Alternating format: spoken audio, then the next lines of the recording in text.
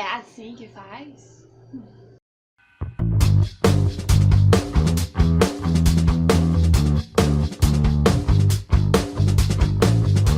Segunda temporada de The Wire chegou e trouxe com ela a minha tristeza, porque essa série não foi ainda renovada e eu gosto muito dela, como vocês sabem. Hi there. Can you blink for me? Good. Can you tell me how many fingers I'm holding up? 4. And what year is it? 2016. Yes, good. And who's the president? Barack Obama. Who? I did it. Os grandes acertos dessa temporada foi começar ela apresentando um personagem novo, que é o Karim. Ele é um investigador particular que está em busca de uma menina que está desaparecida. E a partir dessa busca que ele faz, ele acaba entrando em uma intrincada investigação que leva ele até uma casa onde essa menina e outros jovens estão desaparecendo. Tudo isso acontece por causa de um jogo de enigmas. No outro lado da trama, nós temos também a presença de Nina Azarova. Ela é ninguém mais, ninguém menos do que a nossa Prairie Johnson em uma outra dimensão. A nossa OA conseguiu mudar de dimensão após aquela cena belíssima da primeira temporada, só que há consequências. E eu vou adiantar, são consequências bem preocupantes e muito boas. Nós vemos a Prairie no corpo dessa Nina Azarov até o 7º episódio, tentando se acostumar com aquela identidade que ela desconhece e descobrir o que está acontecendo, como é que ela chegou ali, como é que ela pode sair dali, aonde estão os seus amigos. E para piorar, ela precisa ainda salvar o Homer. Ele chegou nessa dimensão, mas de certa maneira ele não chegou. E se não fosse problema suficiente, ainda tem o rap pra atazanar a vida da Prairie, porque, né, problema, essa menina tem um monte. O destino de Karim e de Prairie acabam se cruzando. Na realidade, ele estava procurando pela Nina Azarova e ele acaba encontrando a Prairie. Ela também está querendo descobrir coisas sobre a vida da Nina para poder desvendar o que está acontecendo, por que ela entrou nessa versão dela mesma, o que ela viveu que é diferente da Prairie e assim por diante. O Karim é uma grande cartada da série, ele ajuda muito a personagem e ao longo da temporada nós vamos descobrindo que ele está mais envolvido com toda essa história do que ele mesmo sabe. O momento da Prairie é muito perceptível, a gente vê que ela deixa de ser uma consequência da reação dos outros e agora ela ganha essa dianteira para se tornar aquela que guia suas ações para os acontecimentos. Ela não tem medo de enfrentar o rap por nenhum momento, não que ela tivesse antes, mas aqui fica mais perceptível que ela tá mais determinada em enfrentar ele para conseguir as respostas que ela busca.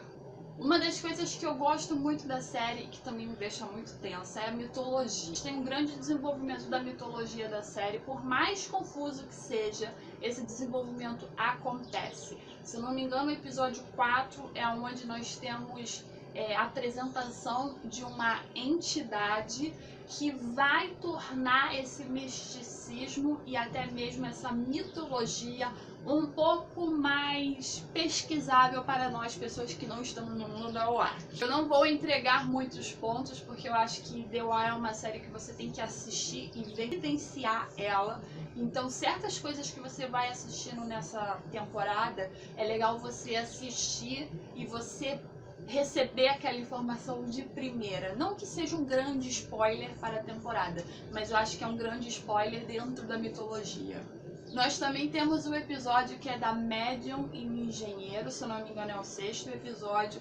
Ele também é muito importante para a mitologia da série. Eu fiquei bem perdida aí, por mais que no final a gente meio que consegue fazer uma ligação entre uma coisa e outra, eu fiquei um pouco perdida na entidade que se apresenta ali para a Prairie e qual é o poder dela, assim, por dizer. A série, ela até te entrega algumas respostas para as perguntas que você tem na primeira temporada, mas elas não são suficientes para você entender o que está acontecendo na segunda temporada.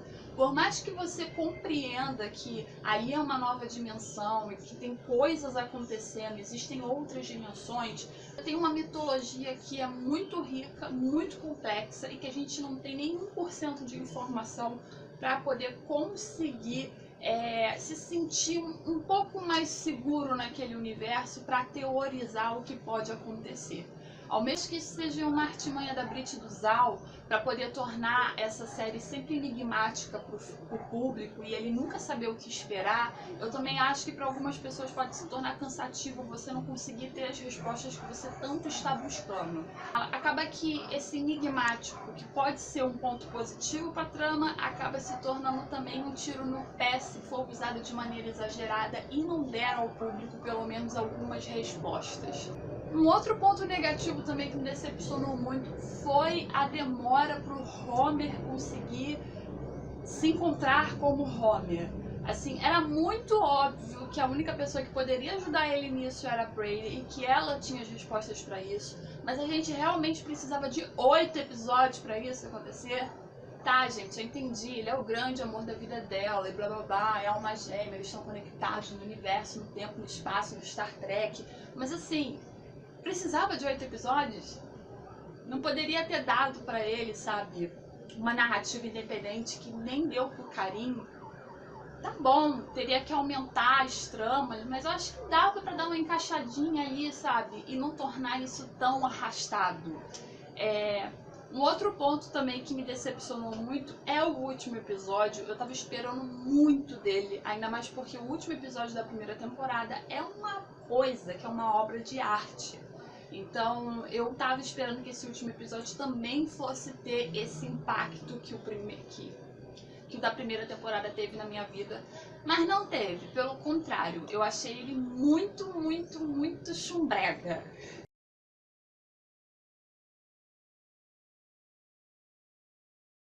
Assim, a gente não tem resposta nenhuma para as coisas que aconteceu. Na realidade, acontece um monte de situação que você fica perguntando por quê, por quê, por quê, e você não tem as respostas para esse porquê. E por mais que você possa dizer para mim, mas numa terceira temporada a gente pode ter essas respostas, eu acho que não. Eu acho que nessa segunda temporada já ficou bem claro que nem a Brit nem o Zal tá interessado em dar respostas pra gente.